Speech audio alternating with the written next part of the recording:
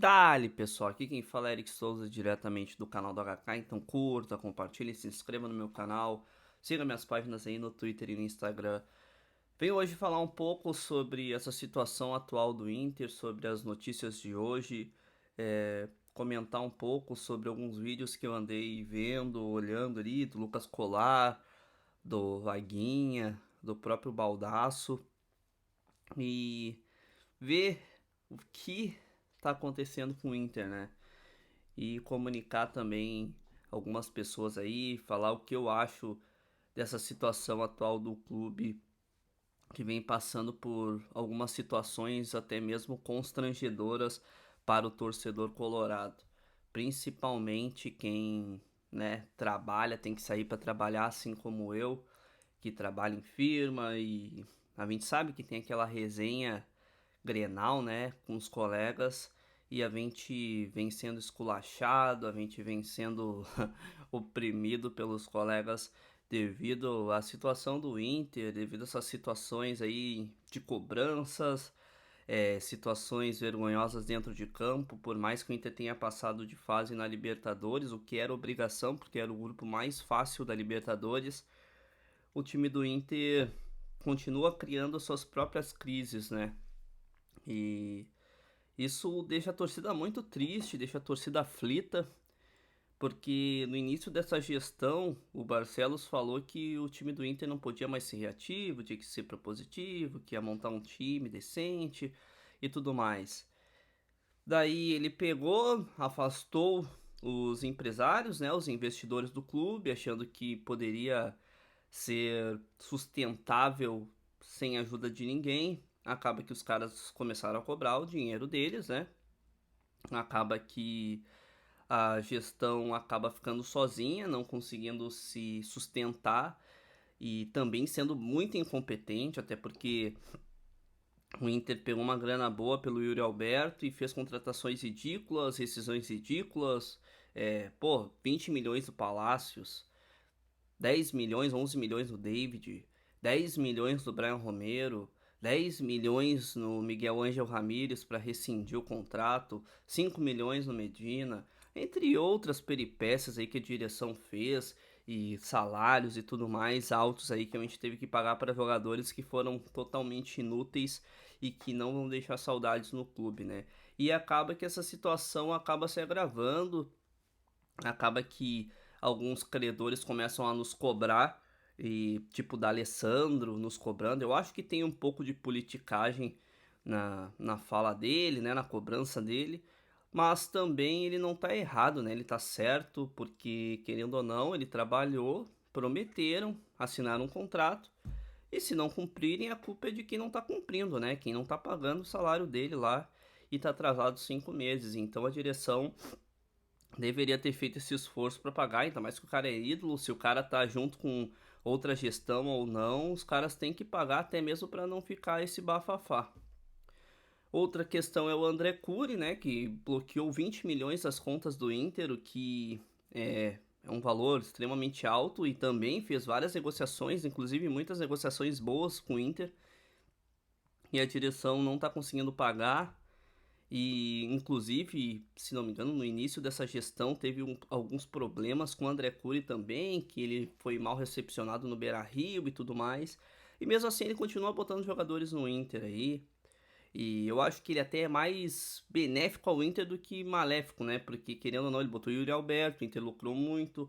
Ele botou o Maurício, o Inter vai lucrar legal. Ele botou outros jogadores, como o Dagoberto, na época até não deu muito certo. Botou o Juan, botou o Arangues, botou um monte de cara no Inter aí.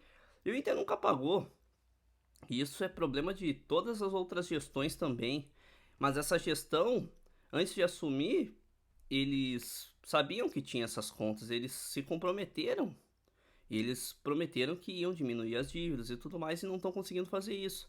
Não conseguiram diminuir as dívidas, não conseguiram montar time competitivo, não conseguiram dar esperança para o torcedor colorado. O Grêmio na Série B, o Grêmio caiu, teve um ano terrível, caiu para a Série B, ganhou o Gauchão. O Grêmio foi para a Série B, ganhou o Gauchão e ganhou de 3-0 do Inter.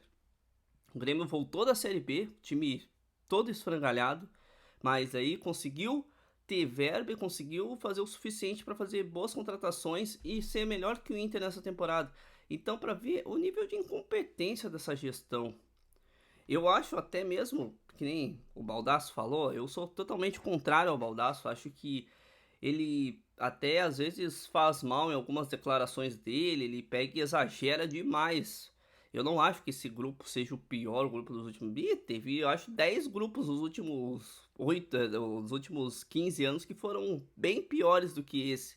Inclusive, nos 4 anos da gestão Medeiros, eu acho que é raro ter algum grupo, algum pelo menos time melhor que esse. Talvez o grupo, até o grupo seja mais homogêneo os outros, mas o time que a gente tem atualmente é muito melhor. Não dá pra dizer que um time que tem o Ener Valencia, que foi um dos grandes destaques da última Copa do Mundo, Arangues, jogador de Copa do Mundo e joga muita bola. Alan Patrick, grande jogador, só não tá jogando ainda na Ucrânia porque teve guerra e o Inter conseguiu fazer uma manobra para contratá-lo. E Wanderson, entre outros jogadores, que esses jogadores são piores, por exemplo, do que o elenco até mesmo que foi vice-campeão em 2020. Que, pô, tinha o Patrick, o Edenilson até jogava bem, mas o Patrick jogava na ponta. Jogava Patrick, jogava o Dourado, que já tinha um joelho estourado, entre outros aí. Eu acho que esse time atual do Inter é melhor do que todos esses, mas ele tá certo em cobrar contratações, né? Tá certo nessa questão de querer contratações grandes, até porque a gente tem esperança que o Inter volte a ser campeão, até para sair essa zica, porque o Inter volte a dar aquela alegria pro torcedor, coisa que a gente não tem, entendeu? Coisa que a gente tem que sofrer no serviço, coisa que a gente tem que sofrer na rua, coisa que a gente sofre em todos os lugares aí, porque a direção não dá esperança. Então isso é muito difícil pro torcedor colorado, é muito difícil torcer pro Inter nessa época. É muito difícil, tem gente que fala dos anos 90, mas eu digo, nessa situação atual desses últimos 10 anos, a gente tá numa situação ou igual ou pior do que os anos 90, porque o time do Inter não dá perspectiva alguma pro torcedor, o time do Inter caiu pra Série B, então isso já é um agravante a mais do que o dos anos 90. Então, era a única esperança que a gente tinha era nessa janela de transferência. Até eu fiz um vídeo anterior falando sobre, né, o Inter pegar, passar de fase, daí o Inter ia ter uma graninha a mais, o Inter ia conseguir vender jogadores, a questão da liga também, que eu sei que é culpa da oposição de não querer assinar a liga, até mesmo para a gente ter essa grana de 100 milhões para poder pagar as contas e poder ter um, né, um fluxo de caixa melhor para ter também garantias financeiras.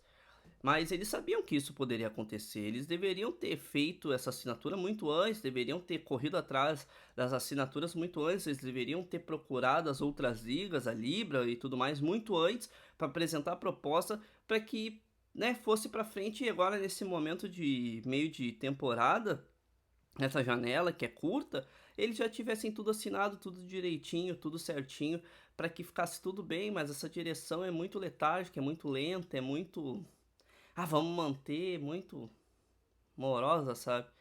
E acaba que quem se prejudica é o torcedor, é o clube, é nós aqui, né?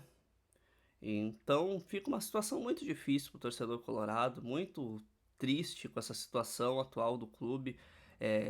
Espero, sinceramente, que eles consigam ver rapidamente essa questão da liga, que entre um dinheiro rápido no caixa do Inter, que o Inter consiga vender o Johnny. Se tiver que vender o Maurício, que venda também. Talvez não pegue tudo aquilo que queria, mas que pegue uma parte desse valor para poder pagar as dívidas, para poder ter um fluxo de caixa, garantias financeiras para poder fazer investimentos, porque essa é a única coisa que pode fazer com que a torcida do Inter ainda tenha alguma esperança esse ano e pode fazer com que a gente conquiste algo, talvez, né? Porque, querendo ou não, se o Inter fizesse um bom investimento, se ganhasse uma Libertadores ou algo assim, pô, tu consegue, pelo menos assim, ó, 200 milhões o Inter conseguiria pagar das dívidas, aí ficaria numa situação bem mais tranquila e, consequentemente, conseguiria trazer resultados e dar uma alegria mínima que seja para a torcida, né? Seria a máxima, na verdade, né? Porque Libertadores é o máximo do continente. Então, é esse o meu recado, né, pessoal? Acho que a gente tem que ver o que vai acontecer aí. Acho que só a direção tem que se decidir rápido, tem que correr o mais rápido possível para tentar fazer alguma coisa, porque a torcida não aguenta mais, não aguenta mais essa situação difícil aí, essas humilhações que a gente vem passando por conta de deslizes né? É esse meu vídeo, até mais.